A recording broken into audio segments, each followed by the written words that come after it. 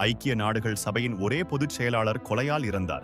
இது 1961 Congo. Sweden நாட்டைச் சேர்ந்த டாக் ஹாமர் ஷோல்ட் ஐநாவை ஒரு பேச்சுக் கூடத்திலிருந்து உலக அமைதி காக்கும் சக்தியாக மாற்றியுள்ளார். அவர் சூயஸ் முதல் ஹங்கேரி வரை நெருக்கடிகளை தீர்த்தார். இரு வல்லரசுகளும் அவரை மதித்தன. காங்கோவில் அமைதி நிலைநாட்ட அவர் கனவு கண்டார். பின்னர் பிரிட்டனும் பெல்ஜியமும் அவரது கொள்கைகளை எதிர்த்தன. ரகசிய திட்டம் வகுக்கப்பட்டது.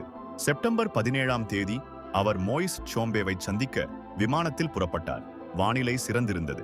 அவரது விமானம் வடக்கு ரோடீசியாவில் விழுந்து நொறுங்கியது. சாட்சிகள் வேறொரு விமானத்தை பார்த்தனர். அவரது மெய்காப்பாளர் தாக்குதல் நடந்ததாக கூறி இறந்தார். சர்வதேச சட்டத்தில் நம்பிக்கை வைத்த மனிதர் டாக் ஹாமர் ஷோல்ட்.